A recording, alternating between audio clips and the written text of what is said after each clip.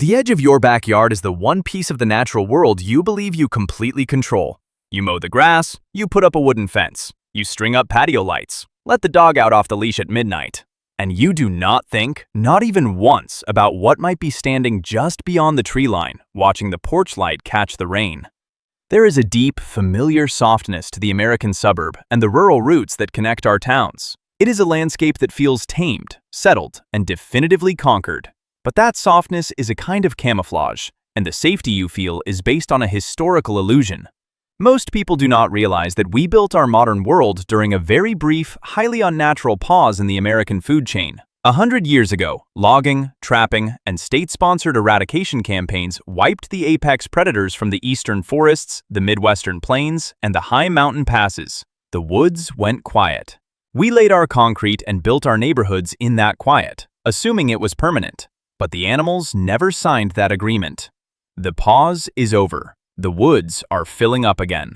Today we are counting down 10 apex predators silently returning to American forests, but we are ranking them by a very specific set of rules. This list is ranked by two things at once: how deeply they have already penetrated the populated areas you walk every day, and how completely you refuse to believe they are there. This data is pulled from the quiet tracking of the U.S. Fish and Wildlife Service and state wildlife agencies, from the ones hiding in plain sight to the ones you would never in 100 years guess had returned. We will start with a ghost the size of a house cat, and we will end with a legend that has already proven it can cross half the continent to stand in a New England driveway. By the time we reach number 1, you may finally understand why the animal you are most certain is gone is the one you might have already walked past this week. If you have a yard that backs up to a patch of woods, or if you regularly walk trails you think you know by heart, take a second to subscribe. It helps the channel, and it connects you with the kind of truth most people ignore. And tell me one thing: what state are you watching from, and what is the strangest track or sound you have ever encountered at the edge of your property? Drop it in the comments. I read them. Now, let us get into the list. Number 10, the fisher. You would not look at an animal the size of a large domestic cat and think of it as an apex predator, but the fisher is a pure, unadulterated engine of violence. Belonging to the mustelid family, they were trapped entirely out of the Northeast and Midwest by the 1930s. For decades, the canopy of the eastern hardwood forests was empty of its quietest killer. But through silent reintroduction programs and relentless natural expansion, they have flooded back into Pennsylvania, New York, New England, and down the Appalachian corridor. What most people do not know is that the fisher is one of the only animals on Earth that actively hunts porcupines, shredding their faces with calculated, lightning-fast strikes. But as they have returned to forests that are now sliced into subdivisions, their diet has shifted. They move through the high branches of suburban oak trees with absolute silence. They do not rattle branches. They do not snap twigs. They drop from above. When neighborhood cats and small dogs begin to disappear in rural counties, people blame coyotes or owls. They never look up. The fisher trusts that you will not notice it until it is already too late, relying on the modern habit of keeping our eyes glued to the pavement. Number 10 goes to the arboreal assassin that has been in the canopy above your deck the whole time. You just never had a reason to look up. But if the fisher hides by staying high in the branches, the next predator hides by sinking into the landscape itself. Number 9, the American alligator. Everyone knows there are gators in the swamps of Florida and the bayous of Louisiana. What people actively deny is the geographical reality of the alligator in the 21st century. They are pushing north, silently reclaiming the temperate forested wetlands of North Carolina, the borders of Tennessee, and the deep, muddy creeks of southern Arkansas and Oklahoma. The denial here is purely regional. Residents in these border states assure themselves that the water is too cold, that the winters will kill any reptile that wanders too far up the river systems. But the alligator has remembered a trick from the Pleistocene. When the waters freeze, they enter brumation, allowing the ice to freeze entirely around their snouts, suspending their heartbeats to a few thumps a minute until the thaw. They're slipping into retention ponds behind corporate parks and golf courses in states that still do not officially consider them native residents. They do not hunt by chasing. They hunt by becoming a log, a shadow, a ripple in the duckweed. They wait for a golden retriever to chase a tennis ball just an inch too far into the murky water. Number 9 is the reminder that the water is not empty just because you refuse to believe what is swimming beneath the surface. Climb one rung up the ladder of adaptation and the predator stops hiding in the water and starts walking straight down your street. Number 8, the eastern coyote. People hear the word coyote and they picture a scrawny, 30-pound scavenger out in the western desert yipping at the moon. But the animal currently reclaiming the eastern United States is something entirely different. When the gray wolves were eradicated from the East Coast, a vacuum was left in the food chain. As western coyotes pushed east over the last century, they interbred with the lingering remnants of Algonquin wolves in Canada and domestic dogs. The result is the coy wolf, though wildlife agencies simply call them eastern coyotes. They weigh up to 60 pounds, they have the pack-hunting intelligence of a wolf and the fearless adaptability of a city stray. They are apex predators built perfectly for the Anthropocene. There are an estimated 4,000 of them living within the city limits of Chicago. They inhabit the dense patches of woods between highways in New York, Massachusetts, and Ohio. The mechanism of their danger is not unprovoked aggression, but their complete invisibility. They memorize the schedules of suburban life. They know when the motion lights turn off. They know when the school buses run. They walk the tree line of your property at 3 in the morning, silently assessing everything you leave out. Number 8 is the apex predator we accidentally engineered to survive us, living closer to your back door than you would ever like to admit. We are moving up the scale now, shifting from the animals that hide by adapting to the animals that hide entirely behind our own sense of humor. Number 7, the black bear. The black bear never fully left, but its population was once reduced to a handful of isolated mountain strongholds. Today, they are staging one of the most explosive biological returns in modern history. In the dense, hyperpopulated suburbs of New Jersey, the black bear population has swelled to over 3,000. Connecticut and New York are seeing densities that rival the deep wilderness of Canada. What makes them dangerous is the psychology of the people who live near them. People treat black bears like overgrown raccoons, filming them from their porches as they tip over trash cans or break into bird feeders. They forget that an adult male can weigh 400 pounds, run 35 miles per hour, and tear the door off a Honda Civic without breaking a sweat. The danger is habituation. A bear that loses its fear of humans does not become a pet. It becomes a ticking time bomb. They do not bluff charge as often as grizzlies. When a black bear decides to attack, it does so with terrifying, silent predation. They have been in the woods behind your house the whole time, waiting for you to make the mistake of treating them like a neighborhood stray. Number 7 goes to the mountain's quietest heavyweight, standing just outside the glow of the floodlight. From the heavy footfalls on the driveway, we return to the deep woods, to a creature so quiet it feels like a myth. Number 6, the Canada lynx. This is a predator most Americans believe only exists in the freezing taiga of the far north. But the lynx is quietly slipping back into the lower 48. Reintroduction programs in the San Juan Mountains of Colorado have taken hold. They are showing up in the deep timber of Maine, the northern reaches of Minnesota, and the remote corners of the Rockies. A lynx is a phantom. It can weigh over 30 pounds, but its paws are massive, acting as natural snowshoes that distribute its weight so perfectly it can walk across dry autumn leaves or a frozen crust of snow without making a single sound. The danger of the lynx to a human is virtually zero, but that is exactly why it belongs on this list. It earns its place through the sheer impossibility of its presence. It proves that the woods are deep enough and dark enough to hide a top-tier feline predator right under the noses of modern hikers. You could walk within 30 feet of a lynx, and it would simply flatten itself against a gray boulder, dissolving into the lichen and the shadows. You will never hear it. You will only ever see the tracks it leaves behind when it crosses the trail after you have passed. Number 6 is the ghost that proves our forests are rewilding, whether we give them permission or not. We are at the halfway point, and if you are still with me, listening to the slow unspooling of these woods, you are clearly someone who actually wants to know what is out there. You do not just want the postcard version of nature. You want the truth, even when the truth has teeth.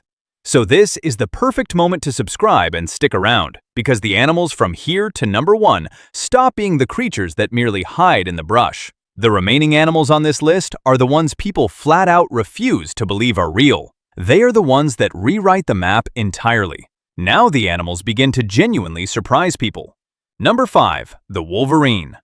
For a century, the wolverine was pushed so far into the alpine ice of the far north that it became more legend than flesh. They were eradicated from the lower 48 by trapping and poison baits meant for wolves. But recently, something incredible has happened. They are climbing back down. Wolverines are being documented returning to the snowpacks of the North Cascades in Washington and the Sierra Nevada ranges. This is an animal that weighs 40 pounds but has the bone-crushing jaw strength of a bear. They have been recorded chasing grizzly bears off of elk carcasses. They require massive, unbroken territories, sometimes up to 500 square miles for a single male. What makes their return so deeply unsettling is what it says about the land. If the wolverine is returning, it means the deep, untamed wilderness is bleeding back into the margins of our logging roads and ski resorts. They do not care about human boundaries. They will climb a near-vertical ice wall just to see what is on the other side. You will likely never see one, but if you are hiking the high country of the Pacific Northwest, you are walking through their dining room. Number 5 is the relentless engine of the ice, proving that wilderness is not dead. It was only resting. If the wolverine is a symbol of the alpine ice, the next animal is the absolute king of the American landscape, and it is running out of patience with the mountains. Number 4, the grizzly bear. For decades, the American public has comforted itself with a geographic wall of denial. We tell ourselves that grizzlies belong in Yellowstone or up in the remote stretches of Glacier National Park. We think of them as confined to specific, fenced-in wilderness areas, but the population is expanding and the young males are walking out of the mountains. They are moving back into the bitterroot forests of Idaho. More incredibly, they are moving east, out onto the plains of Montana, reclaiming the agricultural land where they once hunted bison alongside the rivers. Grizzlies are showing up in cornfields. They are walking across the quiet country roads of the prairie. A grizzly can weigh up to 800 pounds and possesses a physical power that borders on the prehistoric. The danger lies in the unexpected encounter. A farmer checking an irrigation ditch or a hunter tracking deer in a patch of prairie timber suddenly finds themselves face to face with the apex predator of the Pleistocene, standing somewhere it absolutely is not supposed to be. The wall we built around them is crumbling. Number 4 goes to the king that is finally stepping out of the high country to take a look at the plains we built over its home. And from the solitary king, we move to the pack. Number 3, the gray wolf. The eradication of the wolf from the American landscape was the most thorough, ruthless, and systematic biological campaign in our history. By the mid-20th century, they were entirely gone from the western United States. But through fiercely debated reintroduction programs and natural migration down from Canada, the wolf is back. In 2020, Colorado voted to artificially reintroduce them, actively choosing to place the apex predator back onto the board. They are pushing into Northern California, crossing state lines that have not seen a wolf track in 100 years. The mechanism of their power is their collective intelligence. A wolf pack does not hunt, it orchestrates. When they move through a forest, they change the behavior of every other living thing. Elk stop grazing in the open valleys. Coyotes retreat to the fringes. It is called the ecology of fear, and it reshapes the very rivers and trees of a landscape. When you walk through a forest that holds wolves, you are being cataloged. You might catch a glimpse of one animal slipping behind a pine tree, completely unaware that 3 others are already flanking you through the brush. They do not want to hunt you, but they want you to know you are no longer the one in charge. Number 3 is the predator that does not just live in the woods, but dictates the rules of the entire ecosystem. And that leaves just 2. The final 2 predators on this list shatter every boundary we have established. Number 2 is a creature that by all logical geography should not be standing in the United States at all, but is. And number 1 is the thing I warned you about at the very start of this video. The one that could be 10 feet from you right now and you would never know it. Number 2, the jaguar. When Americans think of the jaguar, they think of the Amazon rainforest. They think of dense, dripping jungles in Brazil or Belize. But the truth is much heavier and much closer. The jaguar is a Native American cat. Historically, they roamed the scrublands of Texas, the canyons of New Mexico, and the deserts of Arizona, until the last ones were hunted down in the 20th century. But the border is porous to ghosts. Over the last decade, male jaguars have been quietly crossing the border from Sonora, Mexico, moving up into the Sky Islands, the isolated mountain ranges of southern Arizona. They are not lost. They are coming home. This is the third largest cat on the planet, an apex predator capable of crushing the skull of a caiman with a single bite, walking silently through the dry oak and juniper of the American Southwest. The denial here is absolute. Hikers and ranchers see the massive, rosette-patterned tracks in the mud and try to convince themselves it is just a strange mountain lion. Because to accept the track is to accept that a tropical apex predator is currently sleeping in the rocky caves above their cattle grates. They are the supreme masters of camouflage, dissolving perfectly into the dappled light of the canyon floor. Number 2 didn't just survive the eradication of the 20th century, it waited in the south, and now it is crossing back over the line, reclaiming the mountains it never truly surrendered. And so we arrive at number 1, the absolute pinnacle of the silent return. And it is, of course, the cougar, the mountain lion, the puma. Whatever name you choose to give it, it is the animal that has most perfected the art of not being seen. For decades, the wildlife agencies of the eastern United States and the Midwest maintained a strict, official stance. There are no breeding populations of cougars east of the Black Hills of South Dakota. Any sightings were dismissed as escaped exotic pets or mistaken identity. But the map is bleeding. Male cougars, desperate for new territory, are undertaking some of the most epic biological journeys on Earth. In 2011, a young male cougar was killed by an SUV on a highway in Connecticut.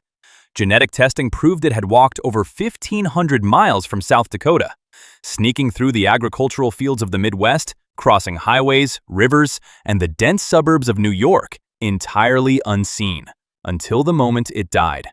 They are showing up on trail cameras in Illinois, Missouri, and Tennessee. They are using the wooded corridors along rivers to slip back into the eastern half of the country. They can weigh 150 pounds. They can leap 15 feet straight up into a tree. But their true weapon is their patience. A cougar does not stalk you by snapping twigs. It finds a high vantage point, usually a rocky outcropping or a thick branch overhanging a trail, and it simply waits. It watches you walk past in your brightly colored hiking jacket, oblivious, talking loudly to your friends. It is the one at number 1 because it is the predator you might have already carried home on your own body. Not as a physical wound, but as a shadow in the background of a photograph you took of the trees. Number 1 is the ghost of the American woods, returning to the eastern seaboard step by silent step. The softness of the American subdivision is still there, the patio lights still hum, the wooden fences still outline the properties, and the grass is still freshly mowed. You can still stand on your back deck and look out at the line of oak and pine trees separating your yard from the wild dark. But that dark is no longer empty. It is not the conquered, sterile museum exhibit you were born into. The fisher in the canopy, the coy wolf on the pavement, the grizzly on the prairie, the cougar on the branch. They are all right there, breathing the exact same air you are. These woods and hills were never really tame. They just let you believe they were, for a little while. If this changed the way you will look at the tree line the next time you let the dog out at night, subscribe and stay for the next one. And the next time it feels too quiet out there, when the crickets stop and the wind dies down, remember why. You were never alone out here. You just thought you were.